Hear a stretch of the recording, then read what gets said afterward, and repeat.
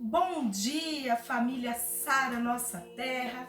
Que saudade que eu estou de cada um de vocês. E nós estamos aqui iniciando mais um culto de adoração ao nosso maravilhoso Deus.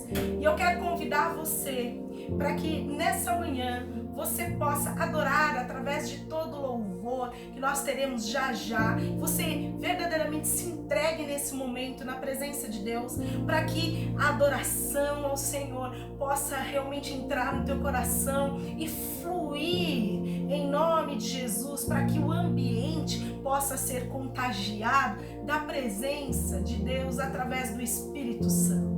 E iremos compartilhar em seguida a palavra de Deus através de uma ministração poderosa vinda do nosso querido pastor Wellington. Seremos edificados pela palavra, que nós sabemos que ela prospera para o fim que ela está sendo enviada. E eu creio que você, aí onde você está, seja sozinho, seja com a sua família, será grandemente abençoado em nome de Jesus. Dando continuidade, nós iremos adorar e no movimento de altar, onde você, sua família, os seus amigos que puderem participar conosco através de um link que nós iremos compartilhar ao final do culto, numa sala, na disposição do Zoom, para que você possa realmente entrar e interagir com a igreja no momento de um altar. Você é nosso convidado.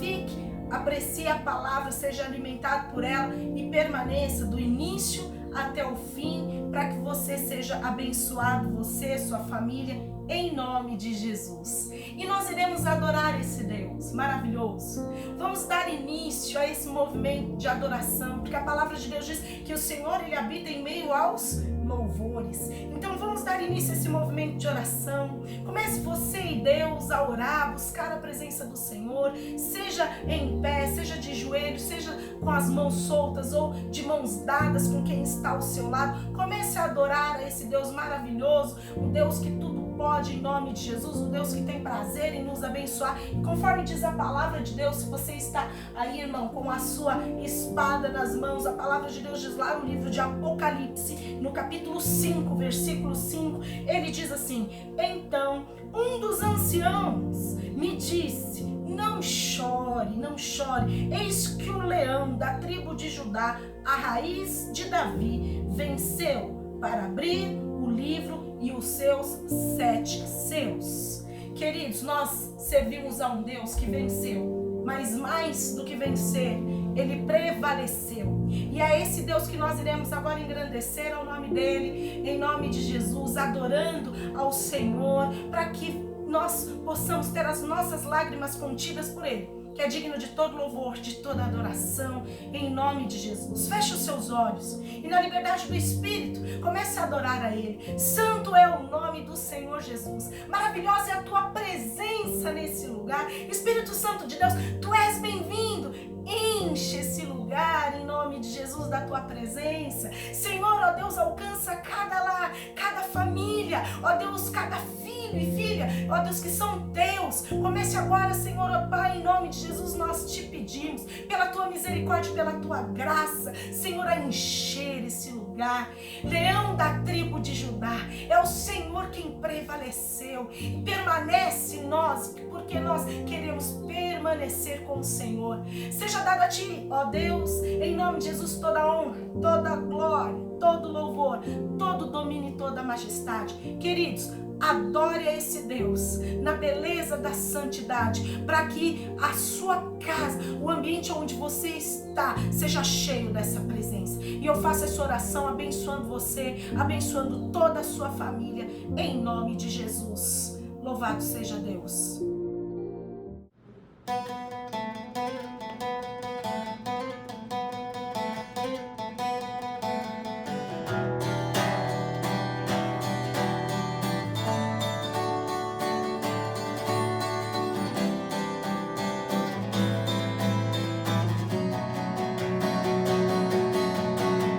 Ouve-se o júbilo de todos os povos, os reis se dobraram ao Senhor. Ouve-se um brado de vitória, o dia do Senhor chegou. Ouve-se de todos os povos que o novo rei surgiu.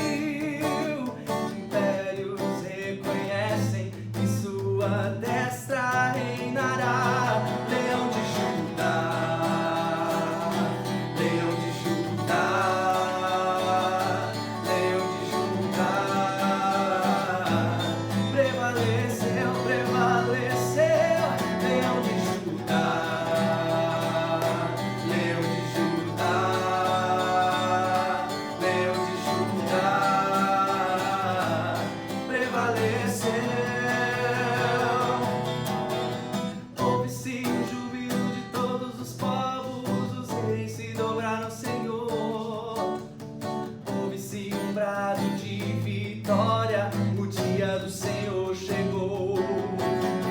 Ouve-se de todos os povos que o novo rei surgiu. Impérios reconhecem que sua destra reinará. Leão de Judá, Leão de Judá, Leão de Judá, prevaleceu, prevaleceu. Leão de Judá, Leão de Judá, Leão de Judá, prevaleceu. E os povos verão e virão a Sião aprender sua lei, pois a sua justiça governará.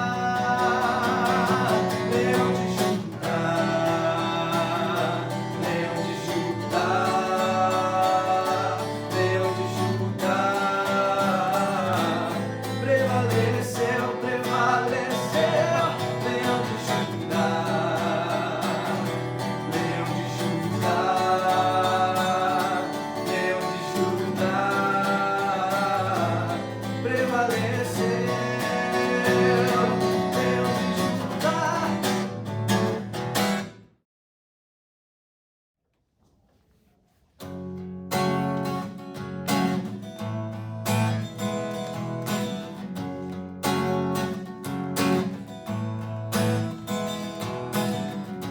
Tu és minha porção, tu és a minha herança, tu és o meu socorro nos dias de tribulação.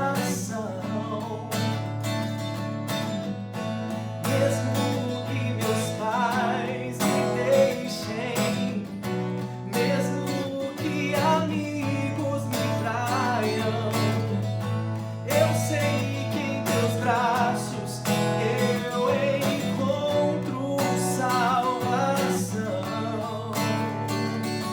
Ainda que a figueira não floresça, ainda que a videira não dê o seu fruto, mesmo que não haja alimento nos campos, eu me alegrarei em ti.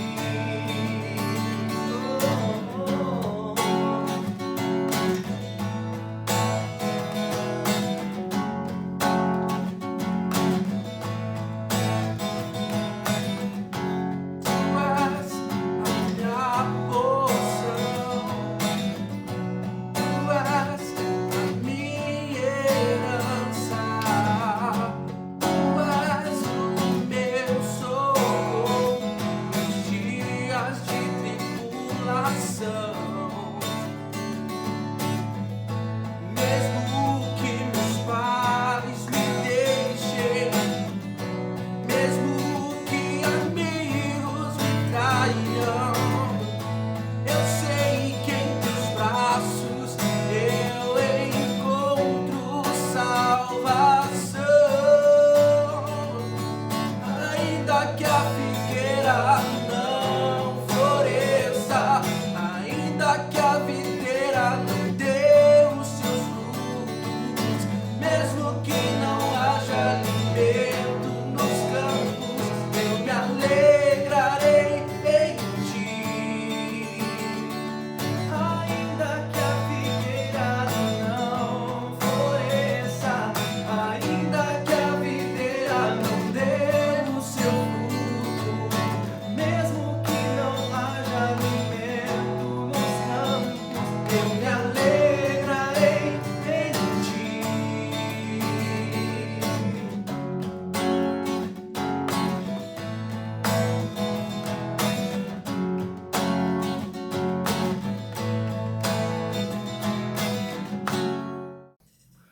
Bom dia, igreja. Meu nome é Wellington, eu sou pastor da Sara Nossa Terra da Granja Viana. Hoje é dia 19 de abril e estamos iniciando mais um culto ao nosso Deus e Pai. E nessa manhã eu gostaria de conversar com vocês sobre autoconhecimento. Mas não autoconhecimento conforme a sabedoria humana, não autoconhecimento conforme as nossas próprias expectativas. Porque o autoconhecimento, e é claro, ele precisa da tua avaliação sobre você mesmo, de você aprofundar-se, meditar-se, avaliar-se a si mesmo. É óbvio que isso é autoconhecimento. Porém, nós temos que nos avaliar como cristãos, como homens e mulheres de Deus, através de uma referência. Essa referência é a palavra de Deus. E a palavra nos orienta ao nosso autoconhecimento. Ela diz em 1 Coríntios 11, ela diz assim, olha, avalie-se a si mesmo. Porque se você se avaliar, ninguém vai te avaliar, ninguém vai te julgar. Você vai ter um pleno conhecimento de onde você está, ou de quem você é, ou pelo menos um bom conhecimento sobre isso. E nós temos que ter as expectativas corretas em relação ao autoconhecimento. E por que nós estamos conversando sobre autoconhecimento nessa manhã? Porque, na verdade, nós vivemos numa época de muita dificuldade, né? Uma época onde ninguém viveu, onde nós estamos reaprendendo ou aprendendo uma nova realidade. Agora, imagina se dentro de uma realidade, uma boa perspectiva de paz, de tranquilidade, do que o mundo pode chamar sobre algo normal, nós não conseguíamos nos avaliar corretamente. Imagina agora numa condição muitas vezes de necessidade, numa condição onde vai exigir um pouco mais da sua força de vontade, da sua aliança com o Senhor, porque no momento de necessidade o homem é capaz de muitas coisas. O homem é capaz de fazer coisas que ele mesmo desconhece. Só que nós não podemos agir pelas nossas necessidades, mas sim pela palavra de Deus. Mas você pode me dizer, mas isso é muito fácil, pastor, o senhor dizer, mas duro é na realidade. Eu tenho certeza que durante a realidade ou na realidade isso é muito complicado.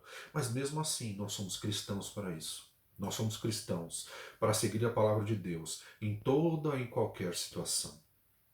Eu vou abordar 3 textos nessa manhã, para que a gente consiga conversar. O primeiro é 1 Coríntios 13, versículo 12. Eu não vou falar sobre o capítulo inteiro, mas é importante dizer que nesse capítulo se fala das características do amor, diz e aconselha que nós saiamos da condição infantil, de pensamentos infantis, para uma condição mais madura de pensamento, mas mesmo dentro dessa condição madura de pensamento, ainda assim, nós conhecemos em parte, não conhecemos como um todo. Então a primeira coisa que eu quero falar sobre autoconhecimento é que a relação de autoconhecimento do cristão é a palavra de Deus. Então, diante da palavra, quem nós somos ou quem nós estamos, o que eu tenho que fazer, como eu tenho que agir, como são os propósitos do meu coração. Mas vá comigo, abra a tua Bíblia no livro de 1 Coríntios, capítulo 13. 1 Coríntios, capítulo 13, versículo 12. A palavra de Deus diz assim: agora, pois, vemos apenas um reflexo obscuro como um espelho, mas então veremos face a face. Agora conheço em parte, então conhecerei plenamente, da mesma forma como sou plenamente conhecido. Claro que Deus está falando de um texto e está citando do conhecimento também em relação à palavra, aos planos dele, ou a tudo aquilo que ele criou e fez, da forma que ele criou e fez. E ele nos diz que nós temos um conhecimento parcial de todas as coisas. Assim como de nós mesmos. Nós temos um conhecimento parcial sobre nós. Nós não sabemos do que somos capazes, tanto no aspecto bom quanto no aspecto mal, dependendo das circunstâncias em que vivemos. E essa é a grande questão. Se vivemos por circunstâncias, então temos problemas. Podemos ter problemas. Porém, se o nosso alicerce é a palavra de Deus, os planos de Deus, os propósitos de Deus, nós teremos firmeza em Jesus Cristo, que é a rocha, para agir como ele ensinou, agir como ele nos disse para agir, independente das circunstâncias. Eu peguei dois outros textos. Um, para falar um pouco de sabedoria, e aquilo que a sabedoria indica em alguns versículos desse texto, que é o livro de Provérbios, no capítulo 3, versículos 1 a 8 a princípio.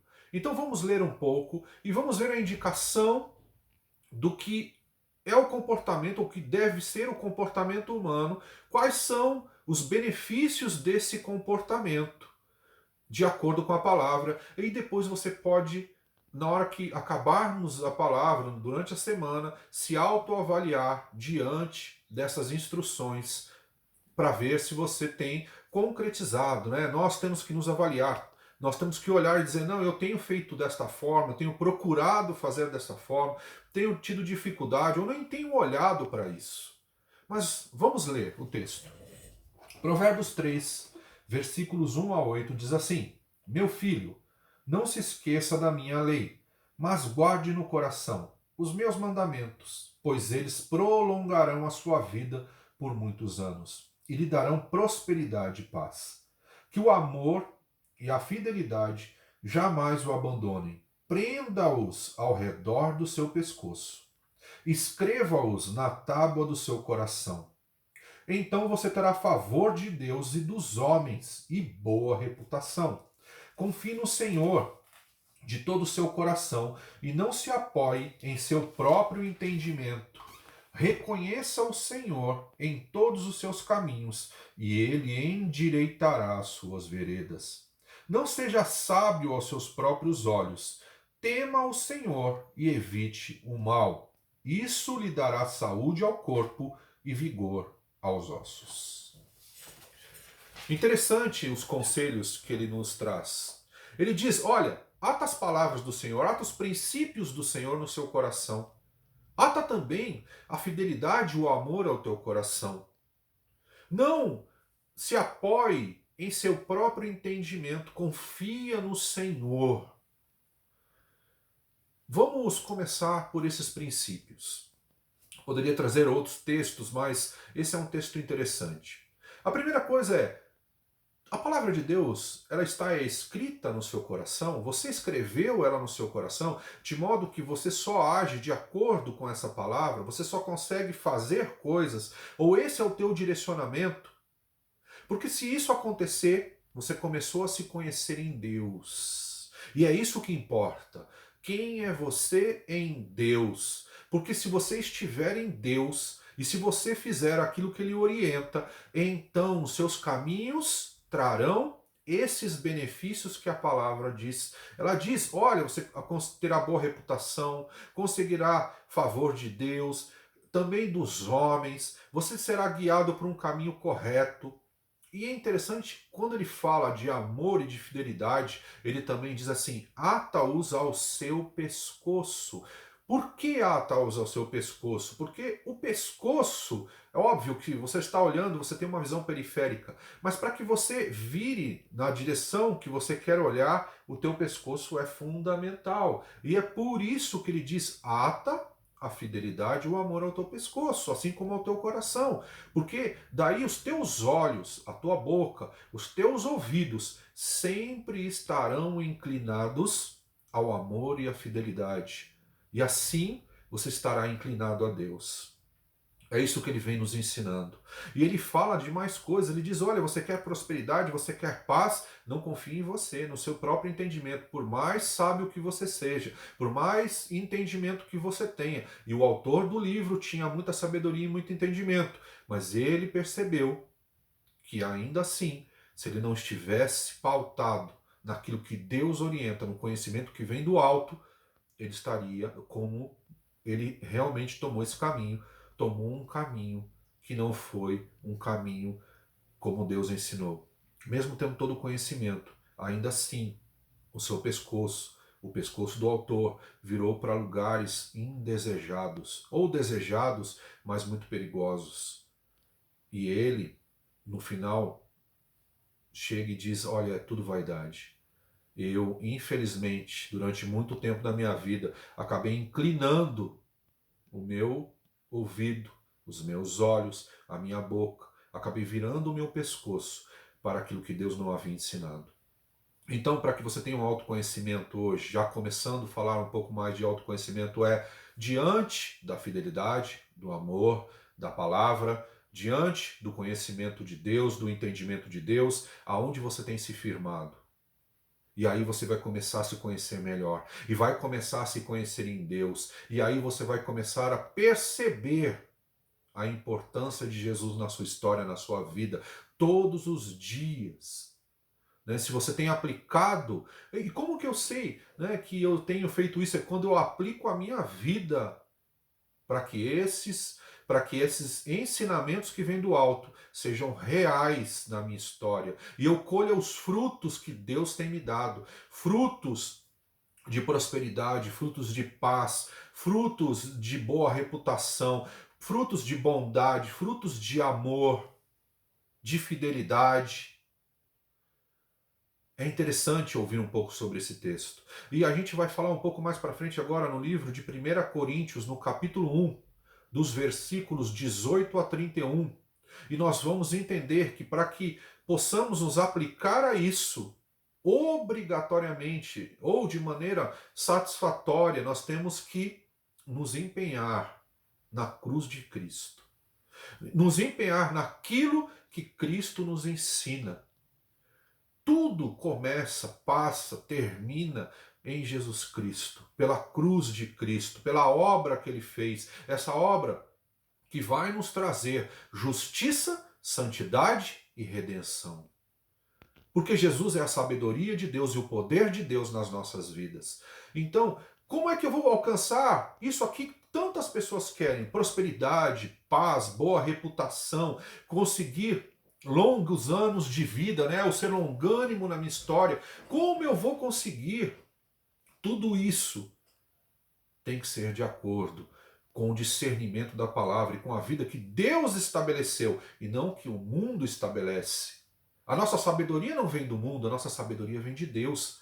E os passos que devemos seguir vêm do Senhor. Então abra a tua Bíblia comigo no livro de 1 Coríntios, no capítulo 1, versículos 18 a 31. 1 Coríntios, capítulo 1, versículos 18 a 31. A palavra de Deus diz assim: pois a mensagem da cruz é loucura para os que estão perecendo, mas para nós que estamos sendo salvos é poder de Deus. Pois está escrito: destruirei a sabedoria dos sábios e rejeitarei a inteligência dos inteligentes. Onde está o sábio? Onde está o erudito? Onde está o questionador desta era? Acaso não tornou Deus louca a sabedoria deste mundo? Visto que na sabedoria de Deus o mundo não o conheceu por meio da sabedoria humana. Agradou a Deus salvar aqueles que creem por meio da loucura da pregação. Os judeus pedem sinais miraculosos e os gregos procuram sabedoria. Nós, porém, pregamos o Cristo crucificado, o qual, de fato, é escândalo para os judeus e loucura para os gentios. Mas para os que foram chamados, tanto judeus como gregos, Cristo é o poder de Deus e a sabedoria de Deus, porque a loucura de Deus é mais sábia que a sabedoria humana e a fraqueza de Deus é mais forte que a força do homem. Que texto maravilhoso! É claro que nós estamos criando uma correlação entre aquilo que Provérbios está dizendo, dos benefícios que você pode ter conforme você vai seguindo as orientações do Senhor. Mas eu entendo que para que você tenha tudo aquilo, você precisa se envolver com a cruz de Cristo, com a pregação da mensagem, com esse Cristo poderoso que fez e que faz por nós. E ele não é entendido do mundo, porque uns buscam sinais miraculosos. O que quer dizer? Se não existe o sinal, se eles não veem um sinal, eles deixam de acreditar. Outros buscam sabedoria, eles não entendem como o sacrifício da cruz pôde trazer graça e convergir todo o universo, toda a criatura vivente, acima nos céus, na terra ou embaixo da terra, para Cristo, na graça do poder da cruz do Calvário. Tudo converge em Jesus Cristo. É difícil explicar para um sábio, conforme as orientações desse mundo, como isso pôde acontecer. Como essa graça pode ser manifesta em Jesus Cristo. Como um simples fato, entre aspas, esse simples, de morrer na cruz pode ter me trazido vida e vida em abundância. Como ele pode ter resgatado pessoas, como ele pode ter trazido justiça, como ele pode ter ensinado a santidade, como eu posso ter conseguido minha redenção através dele.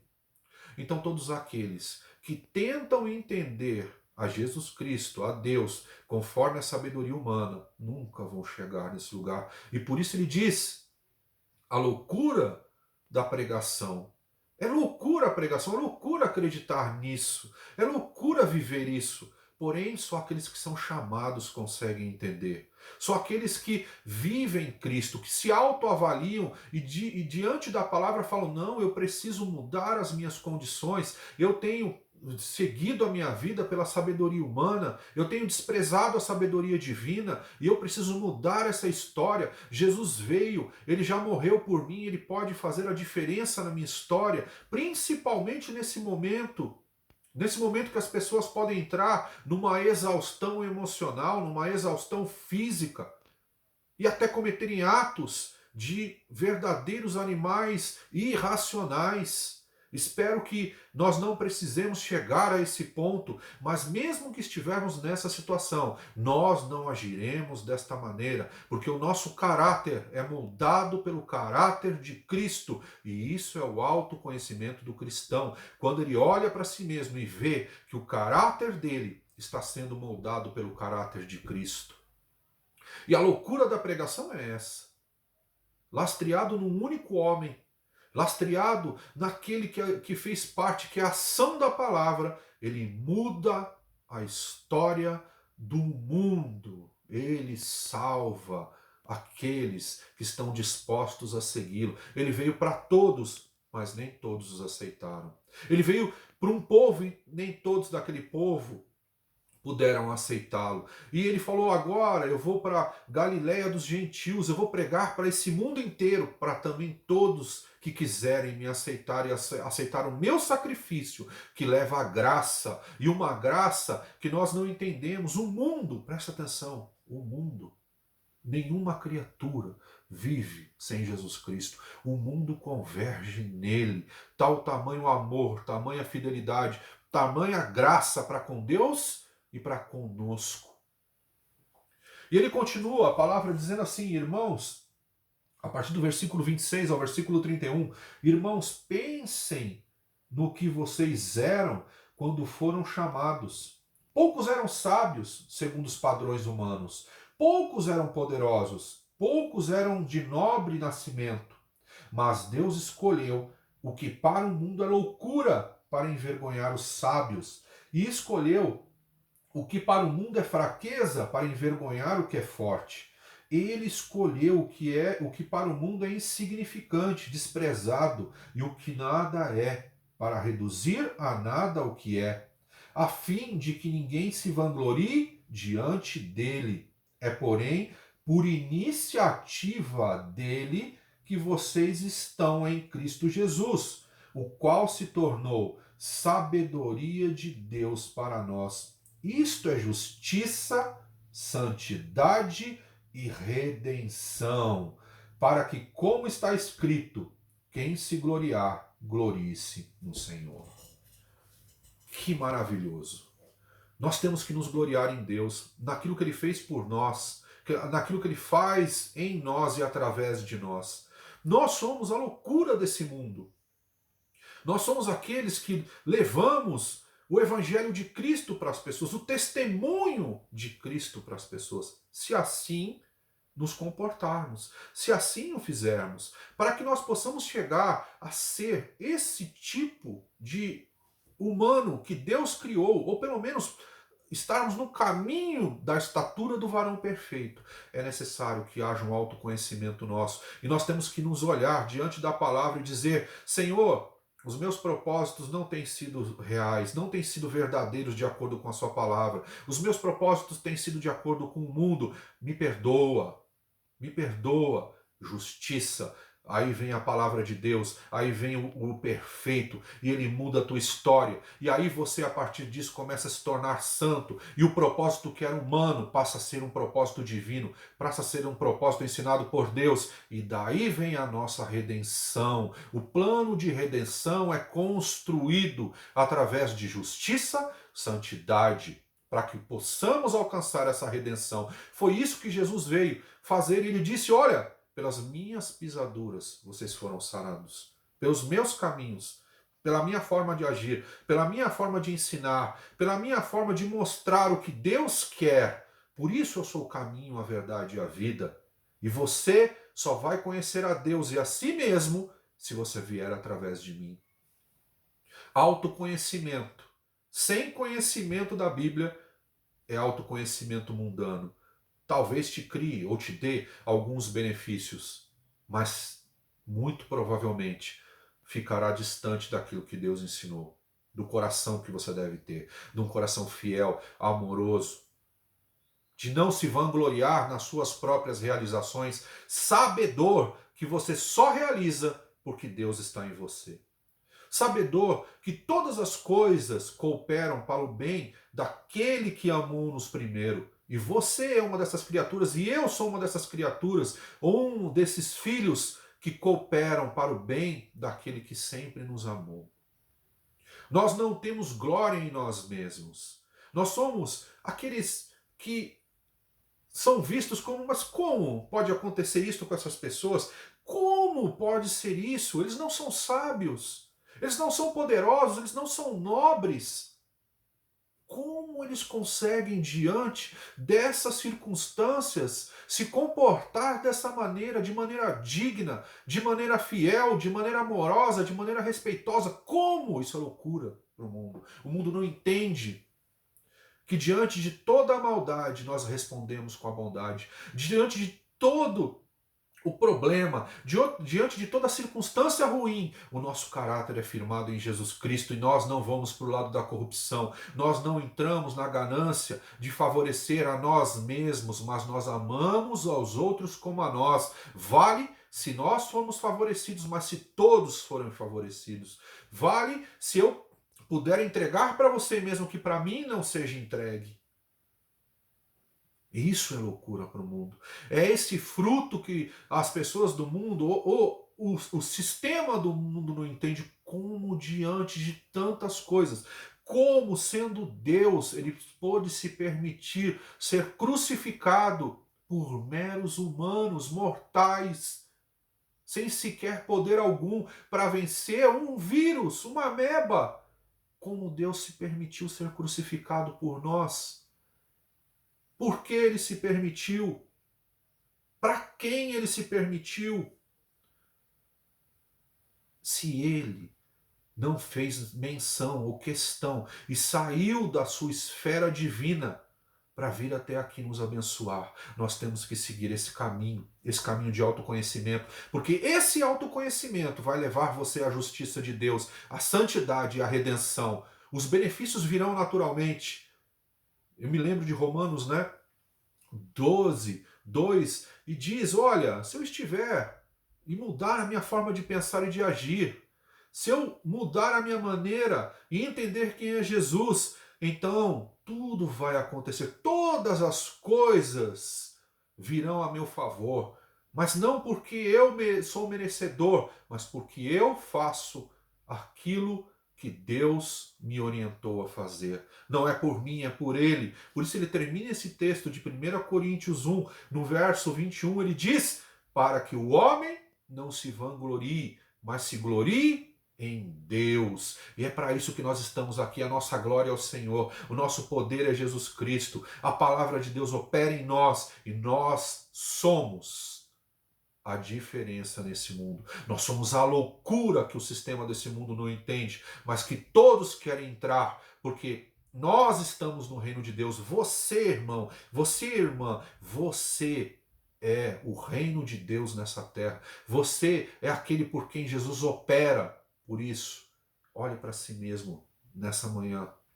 Avalie-se a si mesmo diante da palavra de Deus e não perca esse poder que age em você, mas não para o seu benefício, mas para abençoar vidas. Não para que você se vanglorie e diga, olha, eu fiz isso ou eu fiz aquilo. Não, não, não somos nós. É Ele que opera através de nós. Mesmo que você seja o sábio dos sábios, ainda assim você só entende parte. Mesmo que você busque milagres e eles não aconteçam, Deus ainda está aqui nesse mundo. Não é porque milagres não acontecem muitas vezes de acordo com a sua própria vontade que Deus não está. Deus permanece nesse mundo. Por isso nós não buscamos milagres ou sabedoria em primeiro lugar. Nós buscamos a Jesus Cristo e a sua obra de cruz, sua obra de justiça, de santidade e de redenção. É isso que eu quero passar para você nessa manhã, meu irmão. É isso que eu quero passar para você hoje. Curva a tua cabeça, feche os teus olhos. Deus, derrama sobre nós a justiça, a santidade e a redenção. Que nós possamos fazer uma autoavaliação diante da tua palavra e saber e olhar para nós mesmos e dizer, sim, nós estamos sendo movidos por essa palavra. Ou, Senhor, nós nos arrependemos porque nós nos deixamos levar pelo sistema desse mundo. Mas eu declaro sobre a vida dos meus irmãos e irmãs a tua presença, o teu poder, Senhor Jesus, e o poder da tua palavra, o poder do teu Espírito atuante em cada um de nós. Nós louvamos o teu nome e te agradecemos em nome de Jesus. Amém e amém. Meu irmão, minha irmã, no livro de Provérbios, no capítulo 3, nos versículos 9 e 10, o Senhor fala das primícias e da fidelidade para com a sua obra.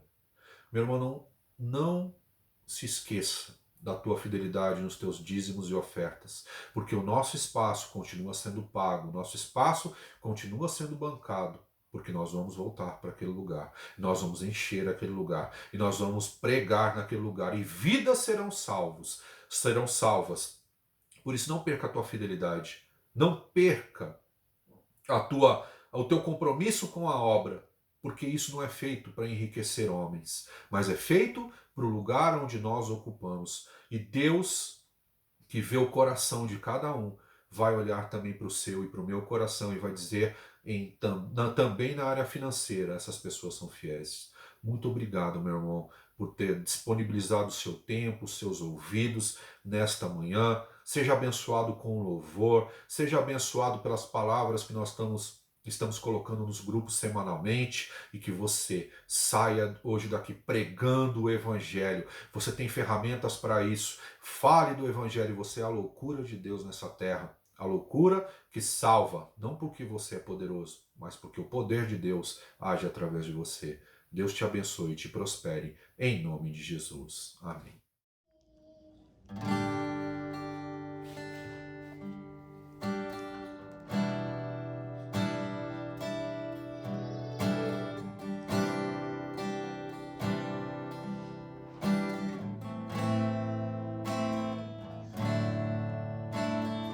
Jesus maravilhoso é minha inspiração a prosseguir, mesmo quando tudo não vai bem.